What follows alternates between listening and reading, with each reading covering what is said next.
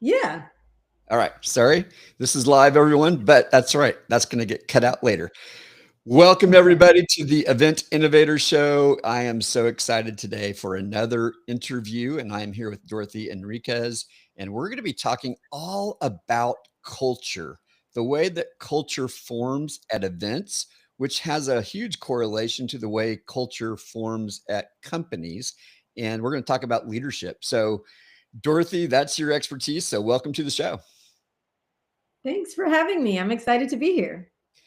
Absolutely. So I want to know, how did this become an area of passion for you, this intersection of leadership and culture? Like, start wherever you want and however you got to that place. I would say because I'm a third culture kid, it started probably from birth. And so, what that means is when you are attached to multiple cultures all at once, asking someone like that, where are you from? It becomes a trick question. So I'm Belizean by heritage. I was born in Napoli, Italy, and then I grew up in Okinawa, Japan. And of course, I've lived in the US longer than all of those experiences combined, other than being Belizean. So I am a third culture kid. And so culture has always been a thing.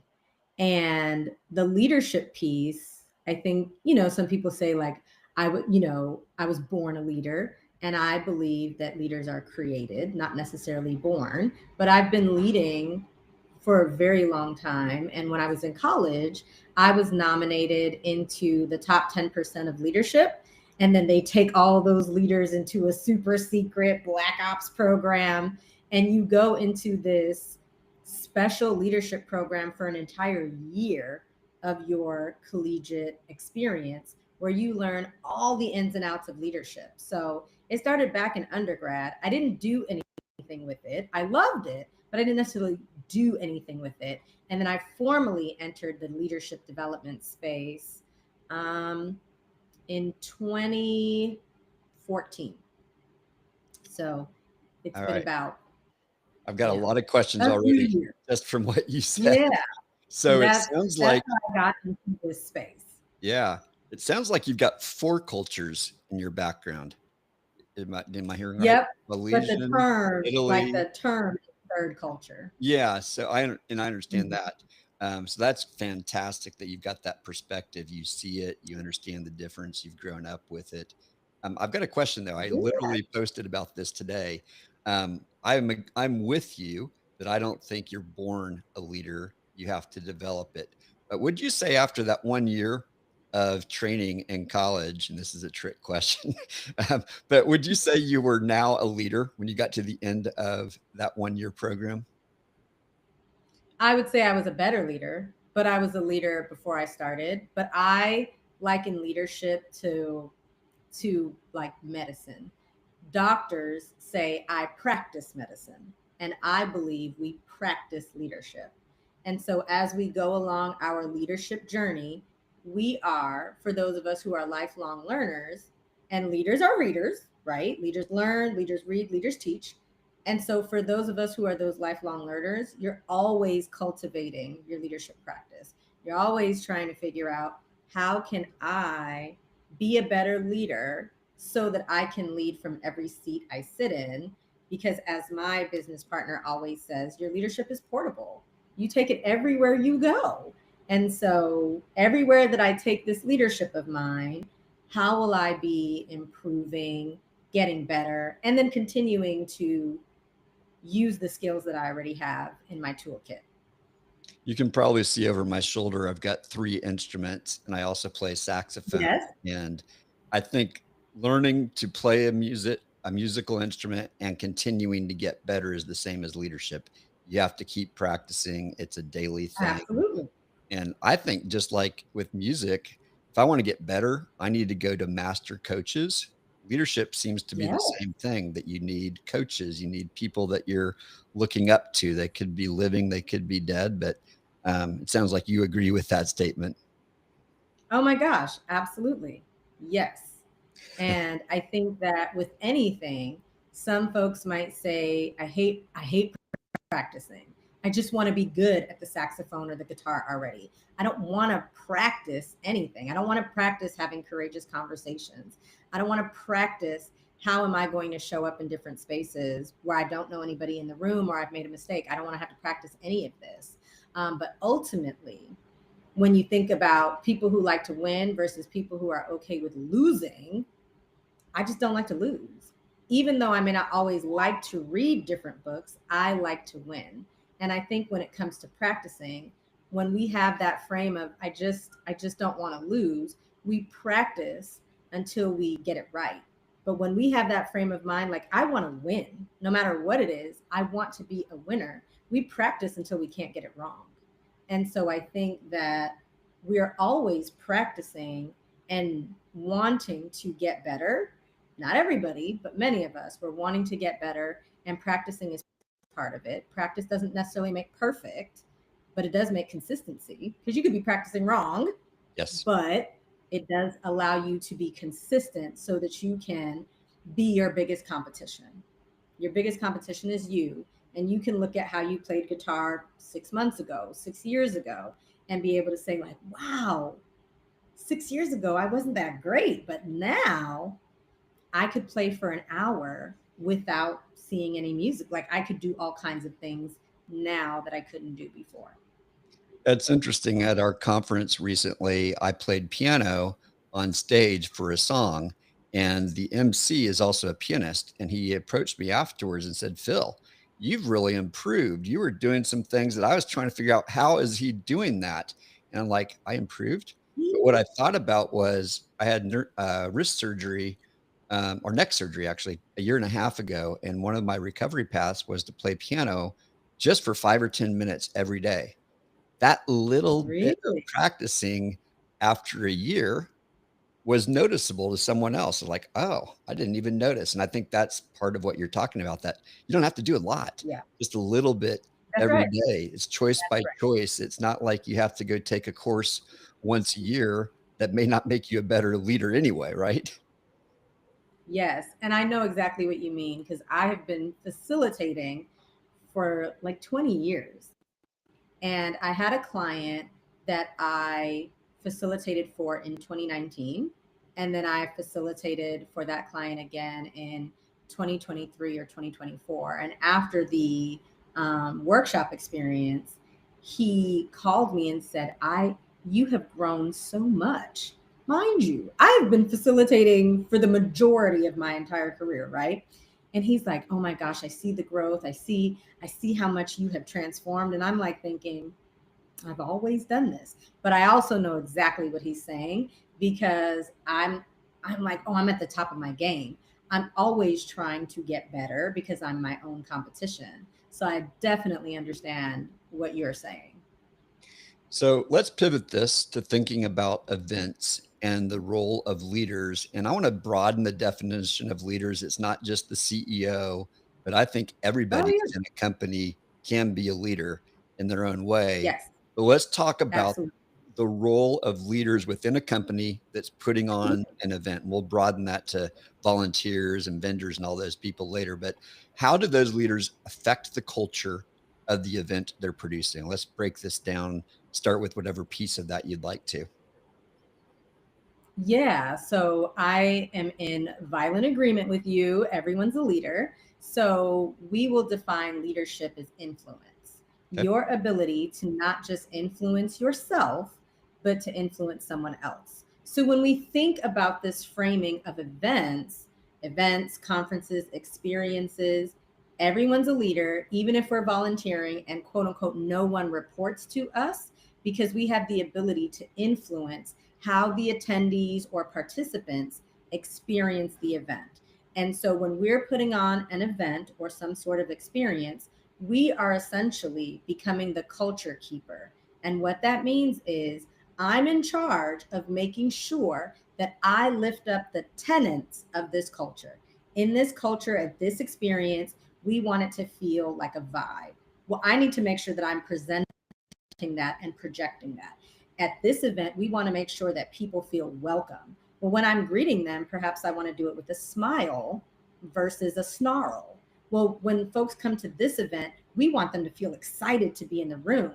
We don't want them to just feel like, man, I paid a lot of money to be here, and I felt like this was a transactional experience versus a transformational one. So, as a volunteer or as a paid service provider, how can I uplift the intentions of this experience so that when people walk away, they are now ambassadors of this event and they're saying, you know what?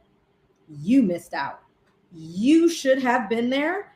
But when they do it again next year or next quarter or whenever, you, friend of mine, you need to be in the room. And here are all the reasons why. When we take on that ownership of feeling like a culture keeper and then effectively carrying the culture torch of this event, it is a game changer as far as how the participants and attendees experience it. So you've mentioned one of the outcomes, and we're going to back up from this, but one outcome is they tell their friends. It's word of mouth marketing. Yes. You have to be here. What are some other outcomes that you could anticipate if you designed the culture well, you've kept the culture well, according to the tenets that you believe is going to make the best experience? What else is going to happen if we do that right?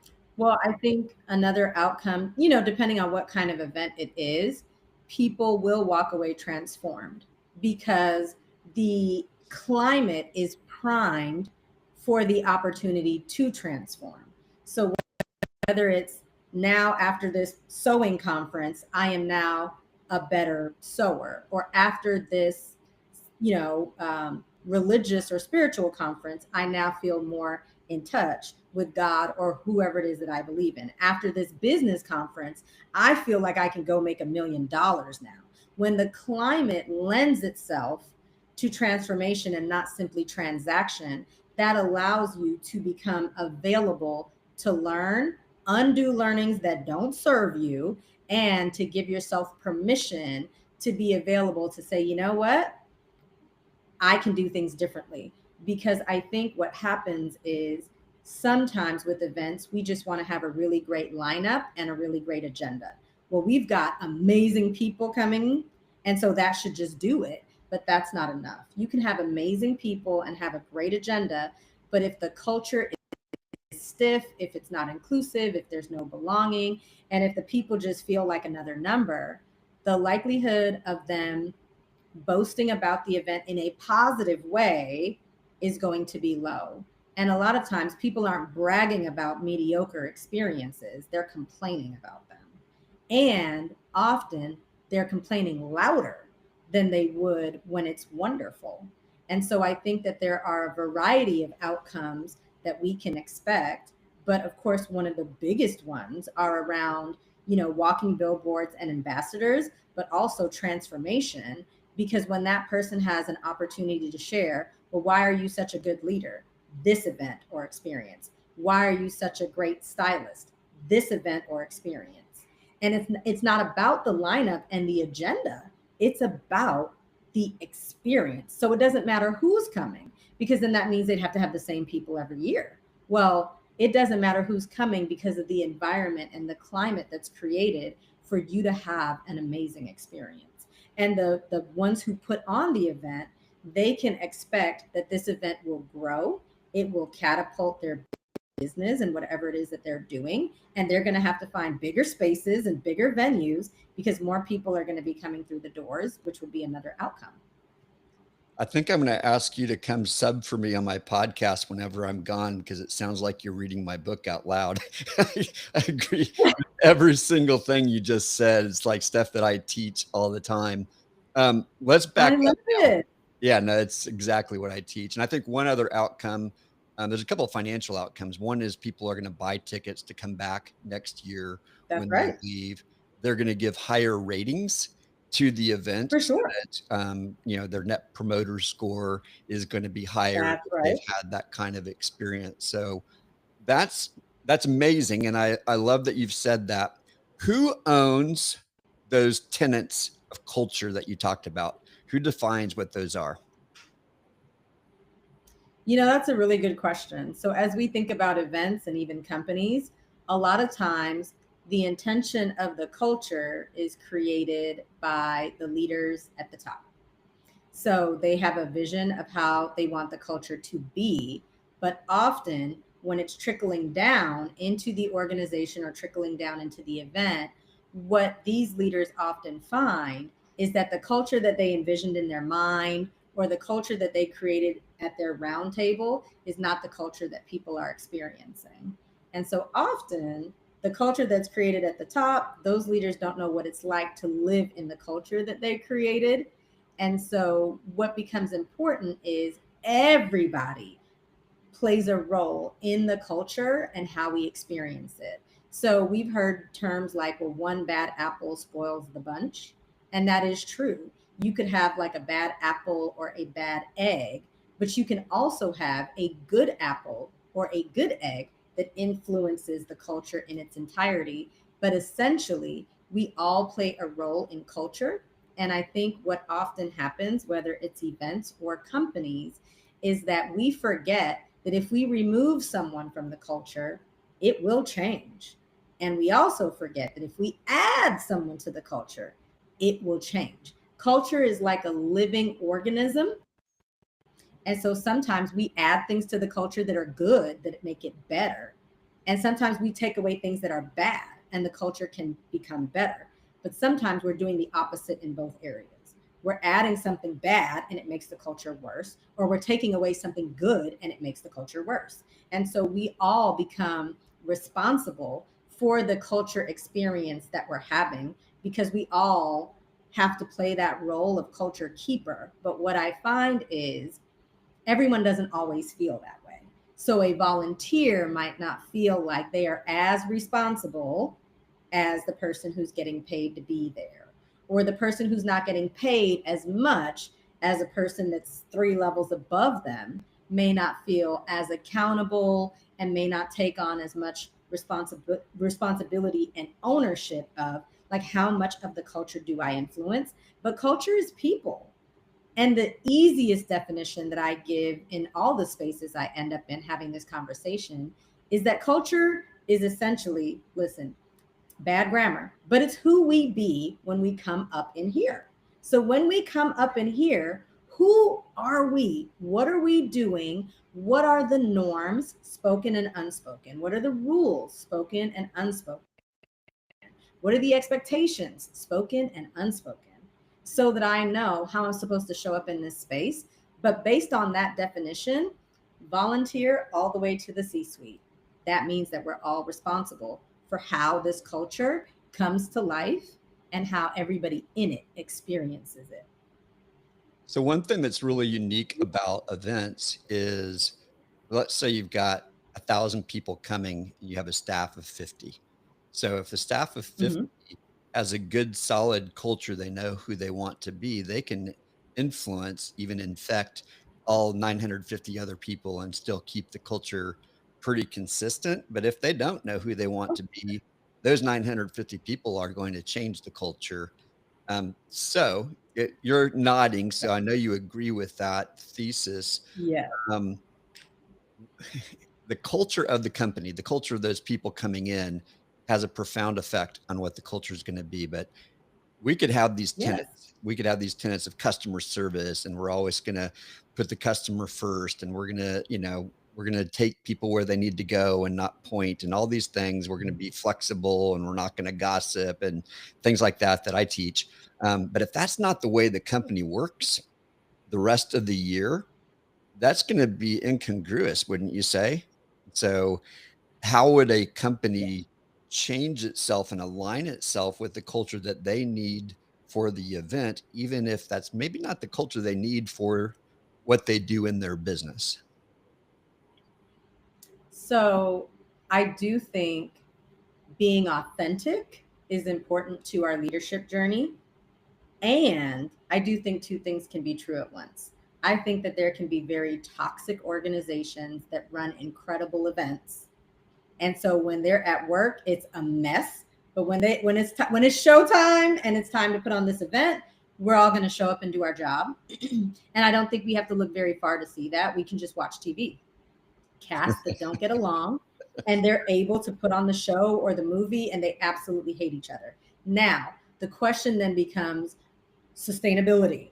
Can we sustain this for the long haul? And again, we don't have to look very far. We can look at media and entertainment and the groups that break apart. They're able to pull it together on stage, but they can't sustain it for the long haul. And so I think what becomes important is not, can we have this wild culture over here, but we've got these events and this is how we need to show up. Let's deviate from how we are here so that we can pretend to be somebody else or a different entity over here. Ultimately, as leaders, one of the things that I believe is that we are holistic leaders. This whole like, well, I have my work self, and then my mom self, and then my wife self, and then my friend self, and then my sister self. That's a lot to keep track of. Let me just be one self. It would be easier if I had to just be one Dorothy versus seven. And so ultimately, I think organizations have to answer the difficult question of who do we want to be so that we can be consistent and congruent and competent and capable all the way through. So if we want to be wild and off the chain over here, just know, even if we're pretending on this other side, our slip is going to show over time. We're not going to be able to sustain that. We could probably do it several times, but can we do it hundreds of times flawlessly? Probably not. So they have to decide what kind of culture do we want to have ultimately so that we can be congruent all the way through, whether we are working together as a team, leading up to the event, and even at the event. How are we going to be so that we don't have to think so hard about, okay, which version of me, although inauthentic, which version of me needs to show up here? And so I think it's better to take a holistic approach and just decide who do we want to be. If we're supposed to be putting on these really fun, energetic, enthusiastic, colorful events, then that needs to be replicated in our day to day. It's interesting because there was a leader who showed up at a recent conference I put on who was having a tough time in their life. It was a very difficult time. And they're normally the person that you just described, the over the top, exuberant, experience making, colorful, causing people to smile at every turn. And this person didn't show up Yeah. that way. And they were supposed to be leading a Okay. team of 15 to 20 people. And the team Yeah. was floundering because this leader wasn't there. And eventually a flip switched for this person and they were able to now lead in the place that they normally come from. But it was affecting the entirety of that team Of course. because they couldn't show up. And it was understandable why. It wasn't like Yeah. nobody gave respect to the things going on in their life. But speaking of holistics, like he could not resist or could not prevent the way that he was showing up because of his life. And I can think of another leader who really didn't want to be there, but they were responsible for a lot of people. And it was obvious that they didn't want to be there because of the way they treated everyone Sure. around them. And we had a number of people who said, I'm not coming back if that person is in leadership. And, so those kind of Yeah. things can happen where your outside self shows up and it's hard to hide that because most of us aren't actors where we can hide that. Right? That's right. That's right. And I think that that's where the role of like honesty plays a really big part. A lot of times we're not honest. Mm. We are sugarcoating and saying things like, no, yeah, I'm okay. I'm fine. I'm fine. You're not fine. Somebody just passed away. You're not fine. You just got a diagnosis that is terminal. You're not okay. But I think sometimes we feel like, well, I have to be okay. But I think your call out is particularly important. If I'm not saying that I'm not okay to do this and I still try to show up and do it, but I am not the best actor and my inauthentic approach is going to end up coming out because I'm not my typical self. Instead of saying, you know what, Dorothy, go sit down, go ahead, you're on the bench, and we're just going to have to figure it out and we're going to have to work around you. Because if you put me up there, I am going to impact the experience, even if that's not my intention. It's not like I'm actively disengaged. Life is lifing. But when we force people, like the show must go on and you must be the show, when we do that, we are risking like the integrity of the event and the experience of the participants, the attendees, because we know this person is not at full speed, if you will. But also, there's a lot of times where that occurs, and the person is also not being transparent. They're not being honest about what's going on. And so then now we're having to try to play catch up or clean up on the back end.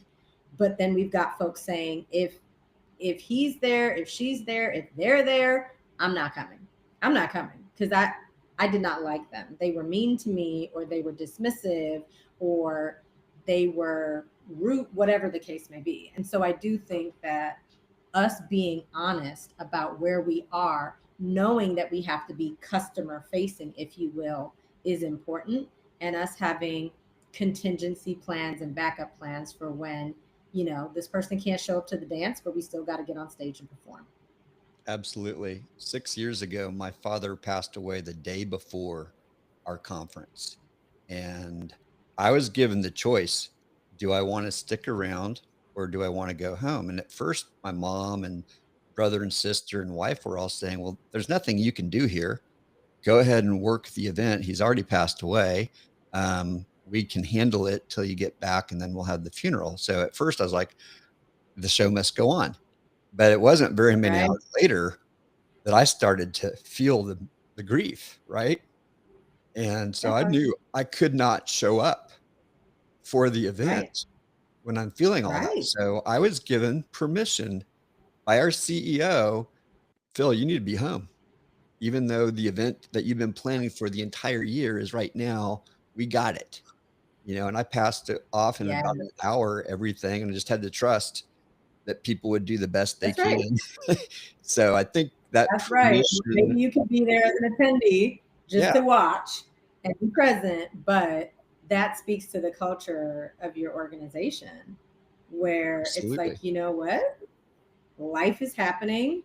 You are on the bench. Go relax and take a seat, because you need to go feel your feelings, and we got this. And I think that that's particularly important because there's a lot of cultures that will say, okay, they're already gone. There's nothing you could do about it. Come on, come and do this. Um, Yeah. and that can have a negative impact, not just on you, the person who's going through the life altering experience, but also for the people in your charge, the attendees, the participants, the people who report to you, all of that. Those are the events that shape culture in a significant way. There were For dozens of sure. people who came around me, some of them people of faith who were praying for me, others who were just putting their arm around. Sorry, That's it's right. emotional. Even to this Absolutely. day, watching Exactly. how that That's happens right. and knowing what they did and how they had to step up and how they protected me That's right. from all the people who wanted to call me. I did get a couple of calls from people who didn't know that this was going on, Sure. but in Sure. general, Yeah. they protected me and they grew up. People grew up on that day because I wasn't there to lead, and I think you're Yeah. right, that those stories influence culture, and I wanna make sure we go back to the other influencers of culture 'cause let's start with this question. How does the organization decide what the tenets of that culture should be, given the outcomes we want, given maybe our understanding of the audience who's Mhm. gathering? How intentional Yeah. do we need to be? And how much is it just we want to reflect the best version of who we are as people? That's a really good question. I do think the more intentional, the better, Okay. because we need to know how are we supposed to be. And the more information that we have on how and who we're supposed to be, the better. And I think it's twofold. So, number one, the reason why we want to at least attempt to be as detailed as possible is because when we're bringing people in, we want to bring people in who will be inside of the organization that puts on the events who are most aligned. I remember working for an organization. They were just so happy. It was very like hug a tree. And I couldn't stand it. Not because I didn't have that in me, but because of the organization I had worked at prior. I was very traumatized. We just didn't operate like that. We were not happy. We could be sitting next to each other and we're not going to speak. We're going to still instant message. And so to go into this organization, I don't know that I had what it took to be a part of the culture initially. I had to learn to drink that Kool-Aid. But if I was someone who was going to refuse to hug a tree with everybody else, I wouldn't have been a good culture ad. So I think that's one side of it as far as being as detailed as possible. This is who we are. This is why we exist. This is who we're doing it for. And this is exactly what it looks like. And this is what it does not look like when we're bringing people in. But the more detailed that we can be on the other side of that, it will then dictate the participant or attendee experience, or even on the corporate side, the leader's experience and the employee's experience and the manager's experience will also be dictated by our ability to be really clear. These are our values, but even values have dialects. So when we say we put people first, what exactly do we mean? When we say the customer is always right, what exactly? What exactly do we mean when we say that?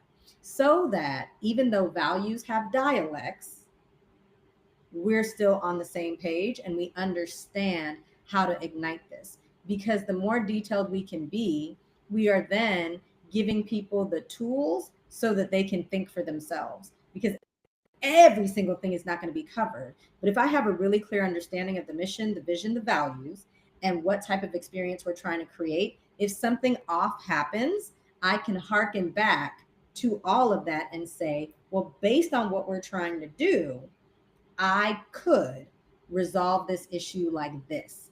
I could make sure that this person is set up by doing this. We said everyone's responsible. Well, I saw something on the floor. I'm not the janitor, but because we said everyone's responsible, I guess I should pick that up because one of our experiences is about making sure that it's just clean. Everything is clean and pristine, but this wasn't covered.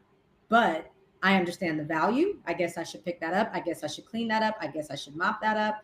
I guess I should just do my part because I have some real clarity about what it is that we're trying to do.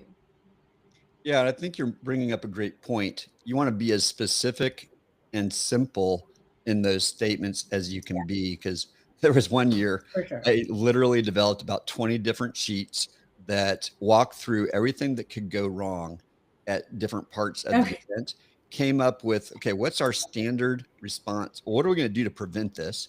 What's the standard response? And Right. what does it look like to go above and beyond? And we probably had 100 to 120 different lines like that.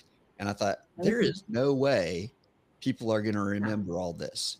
So then we stepped back Mm-mm. and said, how do we simplify this? What are the common threads? And we came up first with Yep. 8, and now we've simplified it to 5 statements that everyone can Yeah. remember, that if they do them That's right. consistently, little decisions like what you just said, don't walk by something, stop, do something. If you can't fix it, find someone who can. Never say, I don't know, but always go and find the answer. Never point, always take someone to where they're trying to go. Those are just 3 of them. Mhm. Never gripe Yeah. publicly. Um, then always be a duck. Don't show your frustration. So those are like the 5 things. And when we do those 5 things, it has a very different effect on the culture. And, and the other thing that I believe is it starts as soon as possible. You set the culture Oh, for sure. pretty much when they buy a ticket, but for sure when they get on site That at is an exactly event, it. and even at a company, if you get offered a position, even that process of negotiation is setting a tone for what's this company That's going to right. be like. I remember getting hired by Yeah. a company and they offered me the bare minimum. I didn't know I was supposed to negotiate because I was new into the corporate world. Mhm. And so That happened to me. I got bad, benefits until I started advocating for myself. And I realized they're Same. cutthroat. Like they're not going to give you something unless you ask for it. And so that was That's like right. their culture, right? So you're signaling it as soon as you make a decision to jump in, you keep saying that's right. So add to that. Yeah, I think that when an organization is positioning culture as eminent and critical, the easier the language, the easier it is that for us to execute. And so some of the best cultures have their own language. You can think of organizations like Zappos or Pixar or Google. And so they have their own language, and that makes it easy for recall so that I can make decisions on my feet. At this organization, we don't say that's not my job. So then that lets me know that if I see something that's amiss, I need to take responsibility, accountability, ownership. And as a Zapponian or as a Googler or as a Pixarian, I am a part of this culture. Like I even have a name. I'm a Pixarian. Well, when we take that and we apply that to events, it's the same. We have our own language, we have our own shorthand, and whoever determines the language determines the culture. So if we have our own language, and whenever we do this, we're like visions and values. Don't forget, you see the customers, you see the attendees, you see the participants, and you see everyone doing this. Well, now I'm like, they're doing something special. I don't even know what they're doing. They just keep, I don't know if they're like wishing us all well, but I see all the people who work here doing this signal to each other. It's a shorthand that speaks to the culture. It's almost like they're moving in sync and they're talking in sync. Whenever we can do that, it creates this sense of engagement and it creates this sense of like, this is us. Not that it's a family. I don't look at culture and business as family because you don't fire family. You can fire employees, you can fire volunteers, but I do look at it as family-esque. And Sure. so there's these family-esque traits because when you go into certain families, they almost seem like they have their own little clique. They got the kids, the parents, and the dog, and they seem like they have their system.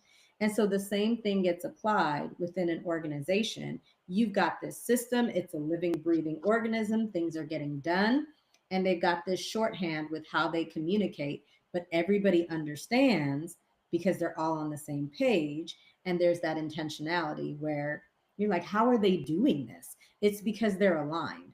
They may not agree with every aspect of the mission, vision, values, and they may not agree with every single aspect of the event or the experience, but we are aligned and we're all rowing in the same direction, which is how you can see folks moving like a well oiled machine as they're executing with brilliance. And those are some of the magical keys that make someone say, you got to be in the room. And some of the best ones are where it's almost like you don't even see them. It's almost like they're just there, but you just never saw anybody per se. Like stuff just got done. No, it didn't. People did that. But the way that they do it, it creates this experience, this vibe, and then people can't stop talking about it and they can't wait to be in that space again, even if they can't completely articulate why. Yeah, that's a really interesting point because I've seen people comment on social media about our conference that there's something in this culture that's really different from any other event I've been to. I can't quite put my finger on it, but then That's right. when they come volunteer, then they say, "Oh, now I see what you're doing. Now I get it." And they're even more excited Yeah. because it's not like manipulative. It's just they couldn't tell these small little decisions that we were making over time that were creating that culture. And we didn't know what we were doing in the first couple of years. We were just being who we are. And it was after a couple of Right. years that we realized customer service is a big deal, experience is a big Hmm. deal, people want to connect, and I didn't have my philosophy figured out back then. I just did things. So I love this conversation about intentional leadership. I'd love you to give like one summary thought before we go into our final moment here. How would you wrap up this conversation to those who are listening about how leadership affects, especially event culture? I would just say, culture eats content for breakfast. So even if we've got the best promotions, the best marketing, the the shining like docket of who's going to be there, the best agenda, the best programming. If it's not a vibe and if it doesn't match what people are wanting to experience based on who's putting on the event, it's not going to work. It won't work. Culture and lack thereof, both are contagious. It's catching. And so, because it's catching, as leaders, we want to be mindful. Each of us is a culture keeper, and each of us carries the culture torch. And so, what's the impact that we want to have? We need to be asking ourselves, well, what's the impact? Not what am I intending? That is important. However, what's the impact? What are people going to say after they interact with me? What are they going to say after they come to this event? And what role do I play, regardless of where I am on the org chart, if you will? Fantastic summary of our conversation. I'm going to ask you to think about a question while we do our saxophonic ending that we're going to do. I want you to think about a resource or two that you could recommend when we're doing our closing parting moments. But before that, I would love you to give me 3 words that summarize the conversation that we have in terms of what you felt, what you've thought about. 3 words. Okay. Um, I would say thoughtful. I would say intentional. And I would say strategic. Fantastic. All right. Thoughtful, intentional, and strategic. Yeah.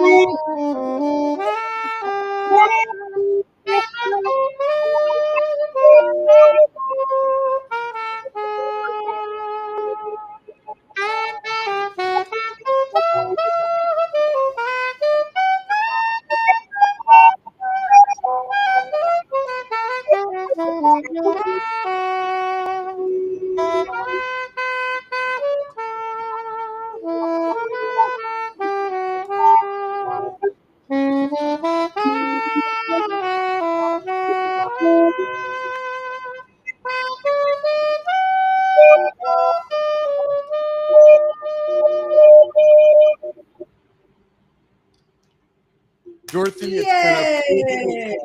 it's been a pleasure having you on the show. What's a resource if people want to start learning more about leadership and culture? Is there a book or two or a site that you'd send people to? Yeah. So if they want to learn a little bit more about leadership for all the lady leaders, I wrote a book called Be Accountable and Be Fabulous. Let's see. There we go. Yeah. Right over here. So you can check that out. And there's a free quiz when you mosey on over to the website, theelevatecollective.com or beaccountable.befabulous.com. Either way, there's a free quiz so that you can see how accountable you are, because you need to be accountable if you're going to be a leader. If you are looking for a book, The Culture Code by Daniel Hoyle is really great. And then for those of you who are looking to help your teams when it comes to culture and leadership, there we go. Listen. If you want to help your teams when it comes to culture and leadership, I'm a leadership and culture strategist. So if it's time for a reset, I help reset leaders all the time. And so if it's time for a reset, or you want to do some sort of audit or just get your culture together in general, I am a resource for you. Fantastic. And are those websites the best place to reach out? Or I know I found you on LinkedIn. Yeah, the Elevate Collective .com is great. That's Elevate with 2 L's, ELLE, Vate Collective.com. And I'm also on LinkedIn. So if you're tuning in, Dorothy Enriquez, there aren't a lot of me. You'll recognize the hair. And so hopefully we can get connected on LinkedIn as well and keep the conversation around culture and leadership going.